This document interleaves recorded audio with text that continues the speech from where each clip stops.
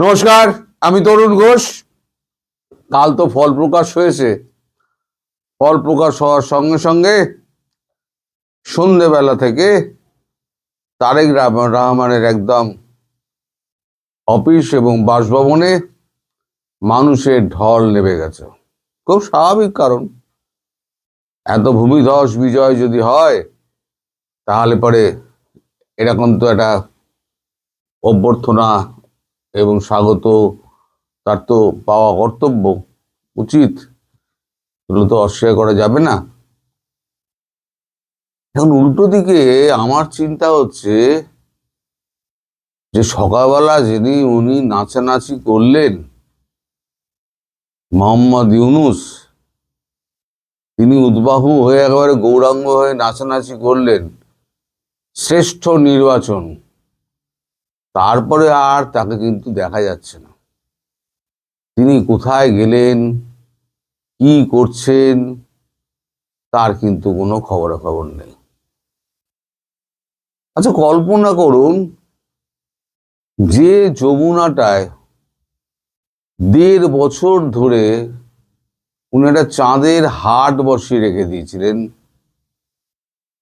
এবং উনি আসার আগে থেকে জাহাপানা আ রে হে মালিকে হজুরে মালিক আ রে হে বলে যে হাঁক পারতো দেউড়িরা, তারা এখন আর হাঁক পারে না।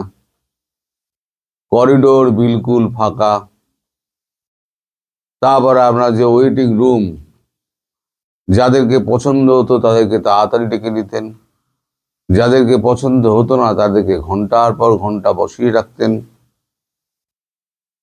তার সঙ্গী সাথী তাকে সব শশব্যস্ত করে রাখত। তিনি মাঝে মাঝে মেজাজ হারাতেন, এর সঙ্গে দেখা করবো না, ওকে অমুক বলে দাও। তিনিই তো দেশের মালিক ছিলেন। এখন দুম করে রাজা থেকে যদি কেউ ভিখিরি হয়ে যায়, তার কি অবস্থা? করিডোরে জটলা নেই, আপনার ওই যে ওয়েটিং রুম, যেখানে একসময় ভিড়ে ভিড়াক্কার থাকতো, সেখানে সম্ভবত সবই খালি। তার টেবিল চেয়ারের দিকে তিনি হয়তো চুপচাপ বসে আছেন টেবিল চেয়ারে, এবং নজরটা হয়তো টেলিফোনের দিকে। হিলারি ক্লিন্টন, বিল ক্লিন্টন বা সিআইএর কারোর ফোন তিনি পাচ্ছেন না। এখন যতক্ষণ না পর্যন্ত এই ক্ষমতা হস্তান্তর হচ্ছে, ততক্ষণ তিনি পালানোর প্রোগ্রামও তো করতে পারবেন না। ফলে সব মিলিয়ে একটা ঘোটালা পরিস্থিতি। এক তো জাহাপানা তুসি গ্রেট হো বলার লোকজন আর নেই।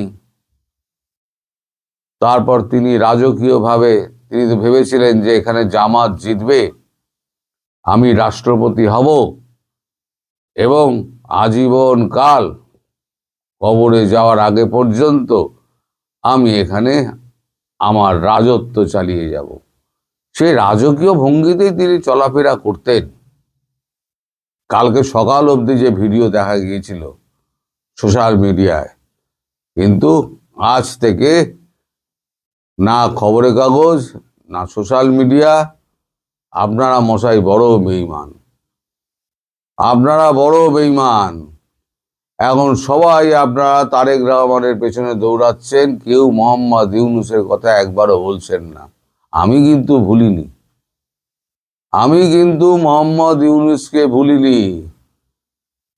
আমি বলেছিলাম উনি পদত্যাগ না করা অবধি আমি ওনার পিছু ছাড়বো না, আমি ছাড়িনি। এ ব্যাপারে কিন্তু আমি একটা দাবি করতে পারি আপনাদের কাছে, সেটা হচ্ছে এই যে মোহাম্মদ ইউনূসকে সরানো 2024 সালে আগস্ট মাসের 8 তারিখের পর থেকে সরানোর ব্যাপারে যদি 0.1% যদি ভূমিকা আমার থেকে থাকে, তাহলে কিন্তু আপনারা অস্বীকার করতে পারবেন না।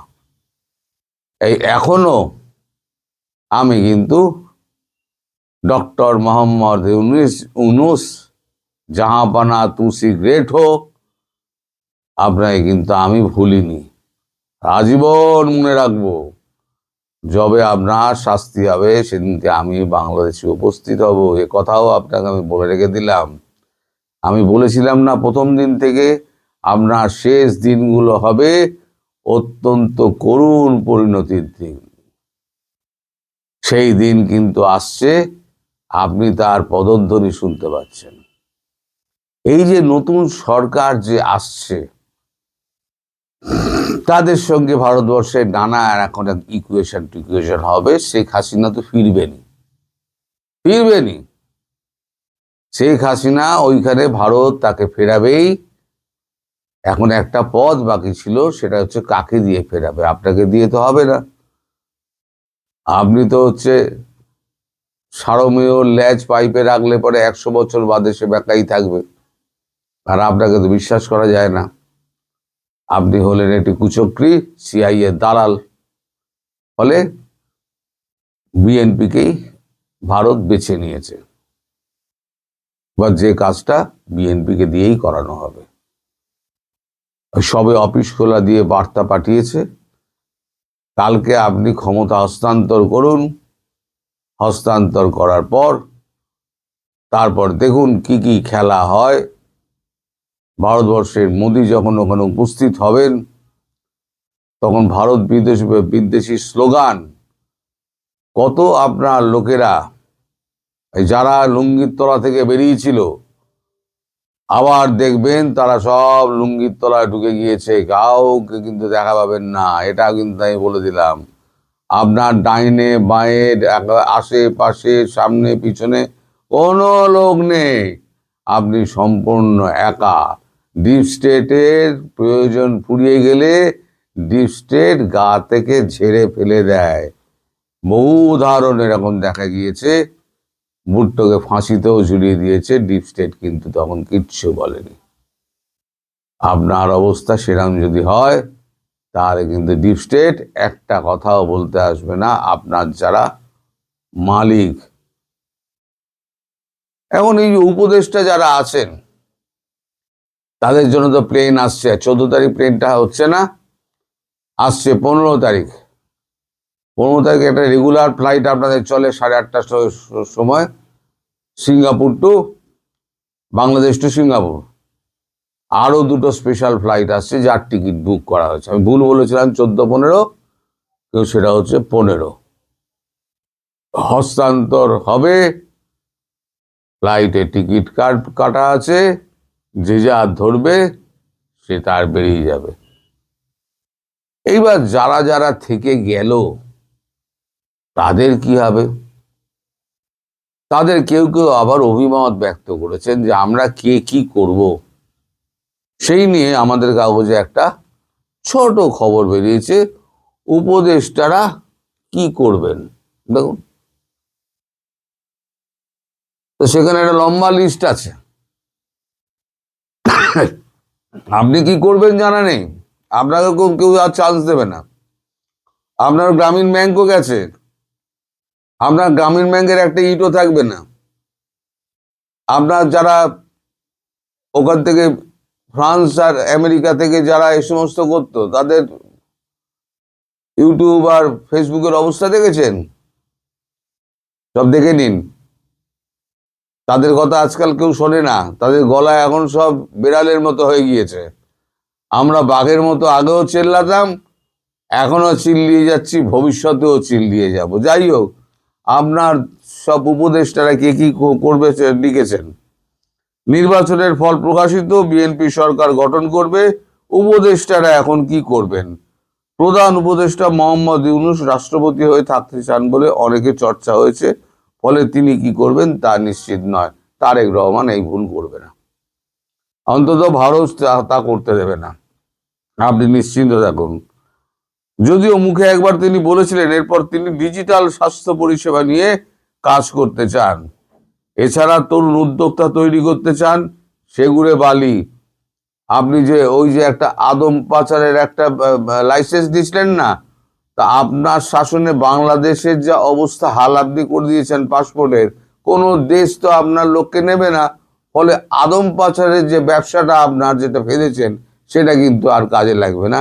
ওই তরুণ উদ্যোক্তার ওসব ঢপবাজি গুলো ছেড়ে দিন। এছাড়া তরুণ উদ্যোক্তা তৈরি করতে চান? অর্থ উপদেষ্টা সালাউদ্দিন আহমেদ জানিয়েছেন, অন্তর্বর্তী সরকারের দায়িত্ব শেষ হয়ে যাওয়ার পরে তিনি ফিরবেন ঢাকার ব্রাক বিশ্ববিদ্যালয়ের কাজে। আইন উপদেষ্টা আসিফ নজরুল, তিনি দেশে থাকলে তবে তো, তিনি ঢপ মারছেন, তিনি আবার ঢাকা বিশ্ববিদ্যালয়ে অধ্যাপনায় ফিরতে চান। ঢেলা খাবে, ঢেলা যদি এখানে থাকেন। তিনি সবার আগে কাটবেন, কালকে দেখে রেখে দেবেন। আচ্ছা, সঙ্গে লেখালেখি ও গবেষণাও করতে চান। কোনো টিভিও ডাকবে না আগের মতো, আর হাই আল্লাহ খালেদও আর আপনি বলতে পারবেন না। বিশেষ উপদেষ্টা মোহাম্মদ তৌহিদ হাসান, বিদেশ উপদেষ্টা মোহাম্মদ তৌহিদ হাসান জানান, কিছুদিনের বিশ্রামের পর তিনি লেখালেখিতে ফিরতে চান। এই লোকটা বিদ্বান লোক আছে, লোকটা করে খেতে পারবে, ভবিষ্যতে করে খাওয়ার মতো এনার যোগ্যতা আছে। স্বাস্থ্য ও ভূমি মন্ত্রকের উপদেষ্টা আলী ইমাম মজুমদার আগে সংবাদপত্রে নিবন্ধ লিখতেন, এখনো নিবন্ধই উনি লিখবেন, মাফ করবেন। লেখালেখিতে ফিরতে চান বিদ্যুৎ, জ্বালানি, খনিজ সম্পদ উপদেষ্টা মোহাম্মদ ফজলুল কবির খান। সমাজ কল্যাণ উপদেষ্টা শারমিন এস মুর্শিদ জানিয়েছেন, তিনি জুলাই আন্দোলনে যুক্ত মহিলাদের নিয়ে কাজ করতে চান। জুলাই আন্দোলনে মহিলাদের তো হাল খারাপ করে দিয়েছেন আপনারা, যারা ছিল তাদের হাল খারাপ করে দিয়েছেন, এখন আবার তাদের হয়ে কাজ করতে চাইবেন আপনারা? তারা আপনাদের ঝ্যাঁটার বাড়ি মারবে। ঝাঁটা দেখেছেন? ঝাঁটার বাড়ি মারবে। আসিফ নজরুল, এর মধ্যে কিন্তু স্বরাষ্ট্র উপদেষ্টার কিন্তু নাম নেই। তিনি কি করবেন? তিনি কিন্তু সবার আগে প্রথম ফ্লাইটে চড়বেন। স্বরাষ্ট্র উপদেষ্টা তিনি কিন্তু সবার আগে পালাবেন। তিনি আর আমাদের ওই যে ডাস্টবিন শপিং যার নাম দিয়েছিলেন, আসল নামটাই আমি ভুলে গিয়েছি, এখন ডাস্টবিন শপিং নামটা মনে পড়ে। এখন এই সমস্ত স্মৃতিগুলো এখন ফিরে আসছে বারবার, ওই চেয়ারে বসে আর ফাঁকা ওই ওয়েটিং রুম দেখে আর ফাঁকা লবি দেখে ডক্টর ইউনূসের সেই পুরনো দিনের স্মৃতি, রাজার হালে থাকার স্মৃতি, আর রাজা থেকে এক রাতের মধ্যে ফকির হয়ে যাওয়ার এই স্মৃতি তিনি কি করে ভুলবেন? এবার দর্শক আপনারা নিজেরা চিন্তা করুন, আর কালকে কে কে পালায় সেদিকে নজর রাখুন। সবাই ভালো থাকবেন, সুস্থ থাকবেন, সাবধানে থাকবেন। নমস্কার।